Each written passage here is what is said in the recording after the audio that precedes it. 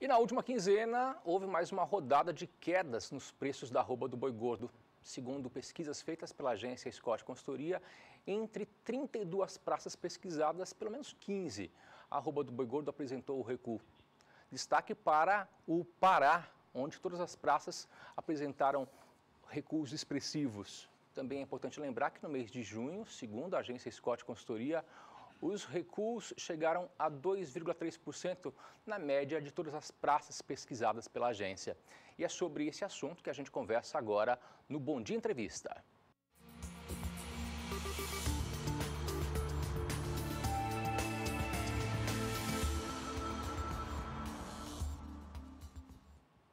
E é sobre essa pressão de baixa sobre a arroba do boi gordo que a gente conversa agora com o João Pedro Guti Dias, analista de agronegócio aqui do SBA.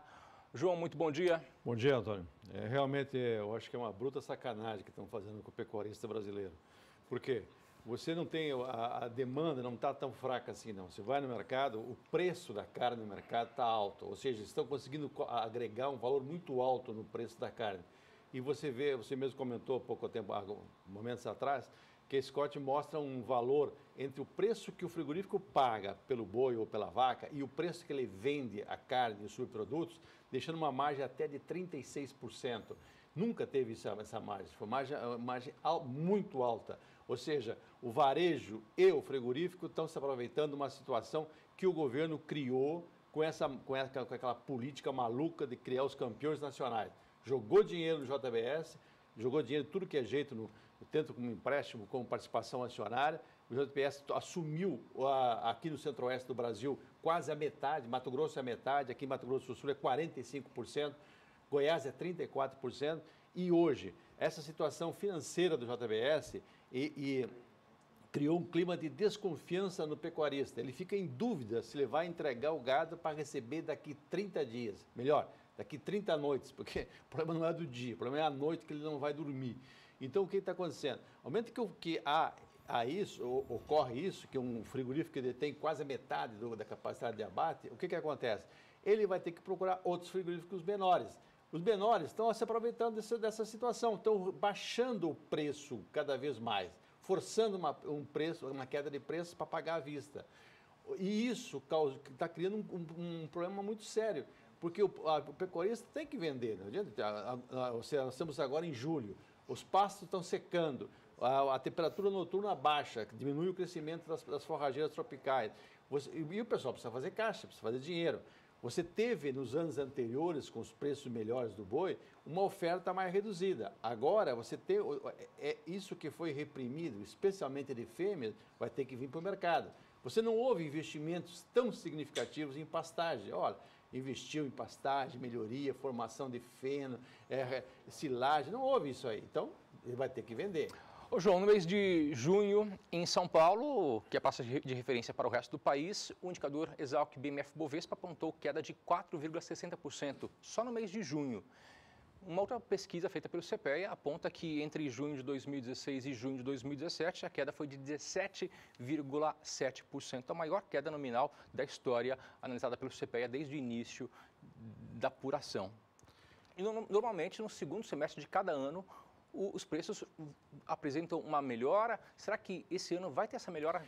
Você tinha até poucos dias atrás um mercado invertido. Você tinha um preço maior nesse momento em relação ao preço futuro. Nesse momento começa a haver uma reação do mercado para outubro. A BMF já está quase um pouquinho acima do preço do indicador BMF, do indicador presente, que é o preço presente, em outubro. Ou seja, começou a haver uma reação. Você vai ver uma diminuição no gado confinado. Não é por questão de ração, não é por questão de oferta animal, é por insegurança do confinador. Ele está com dúvida como é que ele vai fazer para colocar esse gado lá na ponta. Mas será que os preços vão melhorar nesse segundo semestre? Porque durante todos os anos passados, existe sempre uma reação no segundo semestre, existe uma melhora no mercado.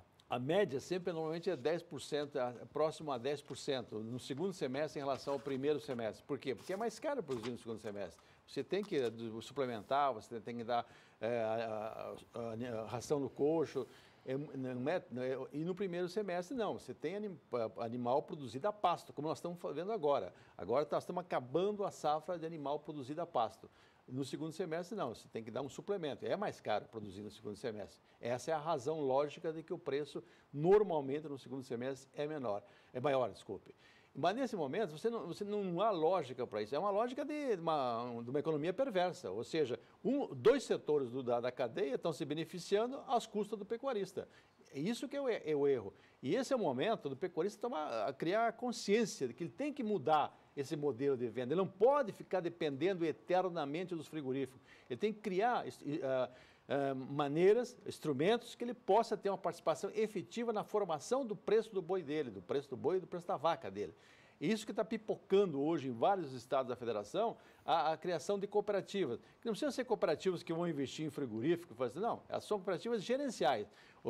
Se reúne um grupo de pecuaristas, organiza a cooperativa, contrata serviço de frigoríficos, que tem frigoríficos fechados hoje no Brasil, graças a essa política do PT apoiando o JBS, tem vários frigoríficos fechados no Brasil inteiro. Esses frigoríficos podiam ser reativados, prestar serviço para as cooperativas de pecuaristas e a cooperativa ser a gerenciadora do processo de comercialização. Ou seja, ela não apenas entregar a carcaça, ela ser um ente ativo na formação, na divulgação, agregar valor nas carnes que têm melhor acabamento. Ou seja, o pecuarista passa de uma situação de ele assistir o problema, passa a ser um ator no problema, ele passa a ser aquele que vai brigar para que o seu produto tenha a melhor remuneração.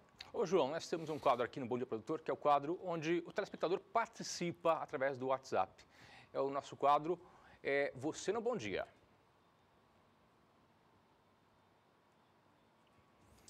E no Você no Bom Dia, mesmo sem vinheta, nós temos a participação do telespectador. Ótimo, nós temos isso é muito um bom. telespectador que mandou para a gente uma pergunta. Vamos acompanhar a pergunta do telespectador? Vamos ver aqui? Olha só, o Alexandre Rodrigues dos Santos, que ele mora em Ivinhema, aqui no estado de Mato Grosso do Sul, ele perguntou, tem perspectiva para a melhora do preço da arroba do boi gordo aqui na região de Ivinhema? E o valor vai ficar em torno de quanto? Quanto tempo leva para melhorar? Pergunta difícil, hein, João? Não, a grande questão não é o problema na questão do boi, o problema é a questão dos que estão comprando o boi, esse que é o problema. O governo do estado aqui do Mato Grosso do Sul baixou de 12% para 7% o ICMS e baixou a pauta do valor, ou seja, a pauta para efeito de cálculo do ICMS era R$ 150 por arroba de boi, parece que veio para 130, para fazer com que haja maior número de compradores. E Ivinhema fica próximo do Paraná, fica próximo de São Paulo, poderia ser beneficiada com isso.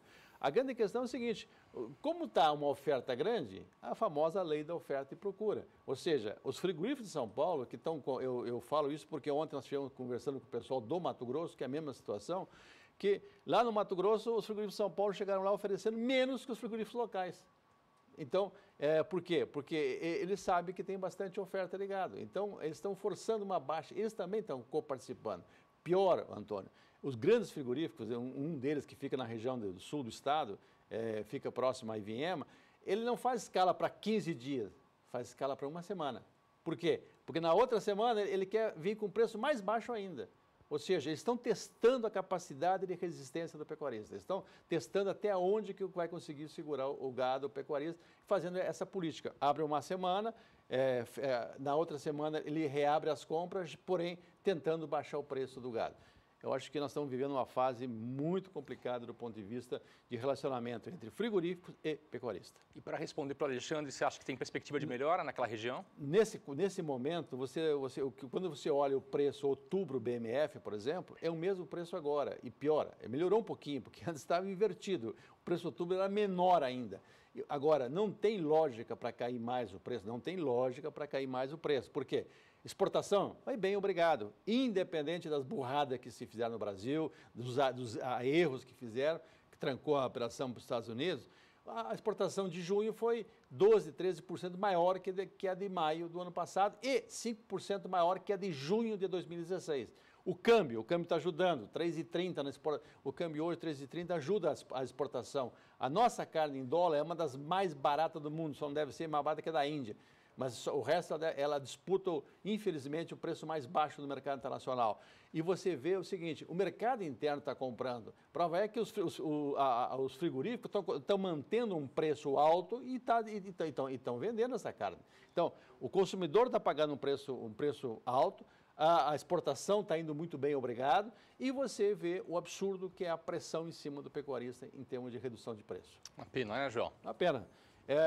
O pessoal, o capitalismo do dia seguinte, o cara não pensa na frente, porque tudo que está acontecendo, ele desestimula investimentos na melhoria da produção, da qualidade de carne, etc., porque a margem fica muito estreita quando não fica negativa.